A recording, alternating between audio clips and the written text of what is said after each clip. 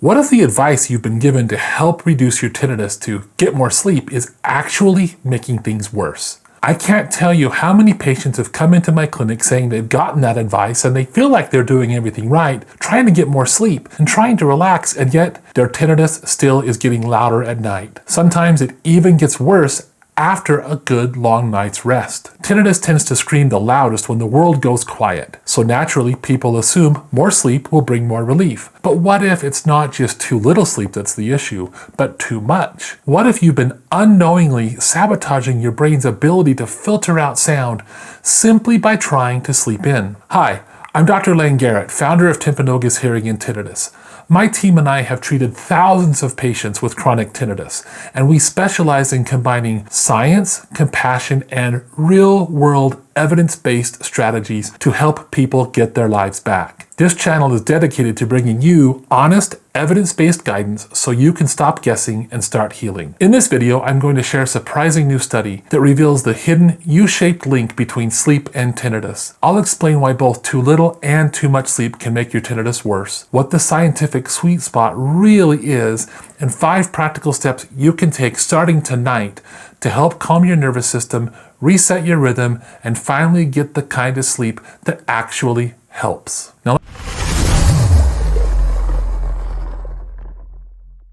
let's talk about the advice we've all been given. Just get more sleep to help your tinnitus.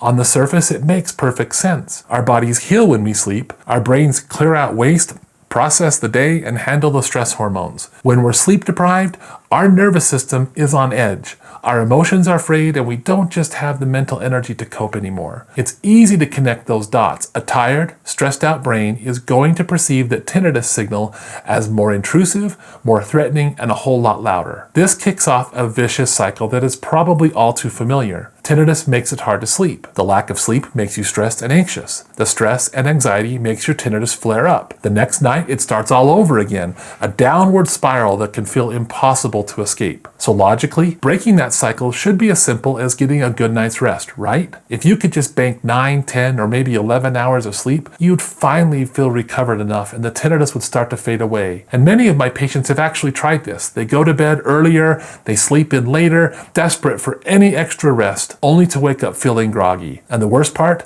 the ringing is still there, sometimes even more noticeable than before. This is where the frustration and hopelessness can really start to settle in. You're doing the one thing that everyone says should help, and it's failing you. If that kind of feeling of frustration sounds familiar, if you feel like you're trying to do everything right to help your tinnitus but not getting anywhere, do me a quick favor and hit the like button below. It helps get this video out to more people who are struggling with tinnitus. And while you're there, consider subscribing. We're building a community here dedicated to finding real solutions to help people with tinnitus and hearing loss. Let's look past the common advice and dig into the hard science, because that frustration you've been feeling, it's real, and it's just been validated by new research. A recent large study scale analyzed from nearly 14,000 participants in the United States National Health and Nutrition Examination Survey investigated the link between sleep and tinnitus. What they found should change the conversation around tinnitus management forever. They discovered what's known as a U-shaped relationship between how long you sleep and the presence of tinnitus. Picture the letter U.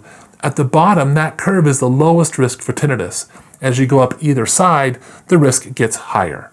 The study found that on one side of the U represents sleeping too little, which, as we always thought, was linked to a higher prevalence of tinnitus. But here's the truly shocking part, the part that nobody is talking about yet. This same study found that the other side of the U represents sleeping too much, and people who slept for longer than the optimal amount also had a significantly higher risk of tinnitus. Let that sink in. The very strategy that so many people are turning to out of desperation, trying to get more sleep, is statistically linked to the very problem they're trying to solve. This isn't some minor blip. The data shows a clear pattern. The advice to just get more sleep might not just be unhelpful, but for some, it can be making your tinnitus worse. So the big question is, why? Why would something as restorative as sleep become a problem when you get too much of it? The answer is all about balance and rhythm. not just rest. First, the too little sleep side of the U. Think of a sleep-deprived brain like a chaotic office. Papers are flying, the phone is ringing, and you just can't focus. In that kind of situation, your brain's natural filtering system, the part that should help you ignore unimportant background noise, goes haywire. This is tied to hyperarousal and your fight or flight response. When that system is in overdrive, every little signal gets amplified. The harmless internal sound of your tinnitus, which a rested brain might ignore, is now a blaring alarm.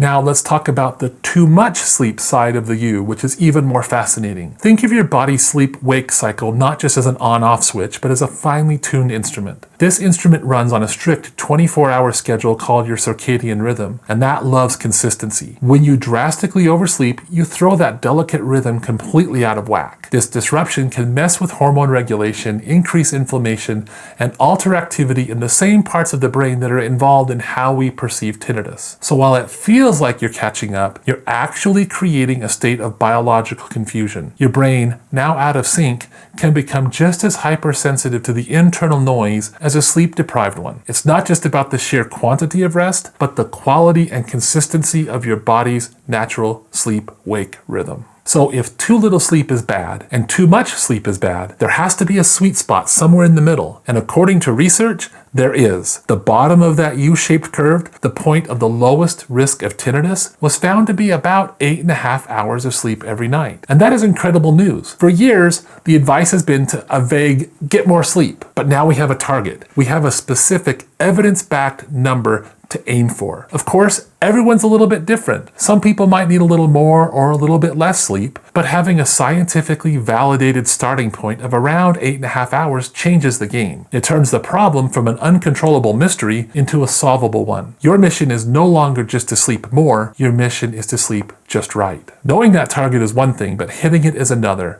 especially when tinnitus is fighting against your sleep. Here are 5 practical, proven steps you can start tonight to land in that 8.5 hour sweet spot. First, and this is a big one, embrace a non-negotiable sleep schedule. This is the foundation for calibrating your brain. You have to go to bed and, more importantly, wake up at the same time every single day. Yes, that includes weekends. Sleeping until noon on Sunday is one of the worst things you can do for your circadian rhythm. Pick a bedtime and wake up time that gives you about 8.5 hours in bed and stick to it relentlessly. This will be the single most powerful step you take. Second, implement the 60-minute power down protocol. You can't go from 100 miles per hour to 0 in just 5 minutes. For the last hour before bed, signal to your body that it's time to rest. This means no screens. The blue light from your phone and your TV suppress melatonin, that sleep hormone. Instead, read a physical book in some dim light, or do some light stretching, listen to calming music, or maybe take a bath. This isn't just about relaxing, it's a biological cue that gets your body ready for sleep. Third, curate your sound environment. A perfectly quiet room is often the enemy, as it makes the tinnitus the only thing that your brain can focus on. You need to use sound to your advantage. This is called sound therapy. Use a fan, a white noise machine, or an app that plays gentle sounds like rain. The trick is to set the volume just below the level of your tinnitus. You don't want to mask it completely, but you want to give your brain a more pleasant sound to focus on. If you have a partner, sometimes pillow speakers are a great inexpensive option. And fourth, mind your stimulants. Now this seems obvious, but you'd be surprised. Caffeine, nicotine, and alcohol can all wreck your sleep quality and worsen your tinnitus. Caffeine can stay in your system for up to 10 hours, so that afternoon coffee might be why you're still wide awake at 11 o'clock. Alcohol might make you drowsy at first, but it severely disrupts your sleep later at night. Make a firm rule: no stimulants for at least 6 to 8 hours before your scheduled bedtime. And finally, number 5, consider cognitive behavioral therapy for insomnia, or CBTI. This is one of the most evidence-based, long-lasting solutions for people who struggle with falling or staying asleep, especially for those dealing with tinnitus-related stress or anxiety. CBTI is different from sleep medications. It helps retrain your brain's relationship with sleep through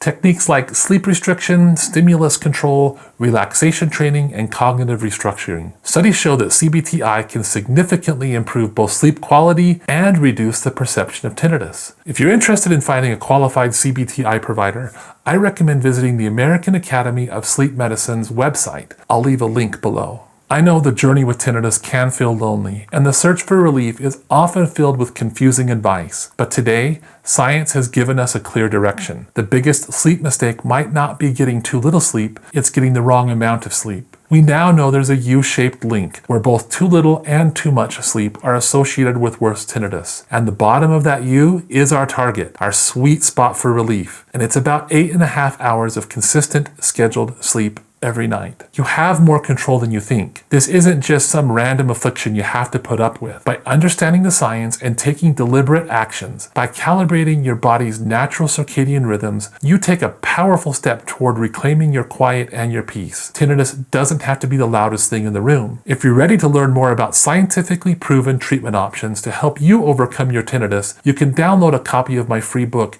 Take Your Life Back. A link can be found below. If you're in Utah and would like a consultation with one of our tinnitus specialists, you can visit our website to schedule an appointment. And lastly, help our community grow by sharing your story in the comments. What has your relationship with sleep and tinnitus been like? Your experience could be the spark of hope someone else needs to see today. Thanks for watching, and again, don't forget to subscribe for more evidence-based strategies to help you take back control. Thanks.